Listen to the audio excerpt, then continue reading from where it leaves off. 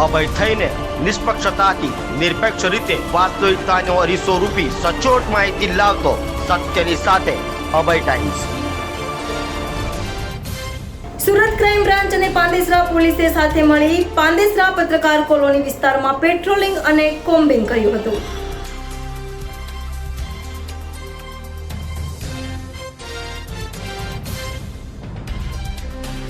સુરતમાં વધી રહેલી ગુનાખોરીને ડામમાં ક્રાઇમ બ્રાન્ચ પણ મેદાને આવી ગઈ હોય તેવું લાગી રહ્યું છે।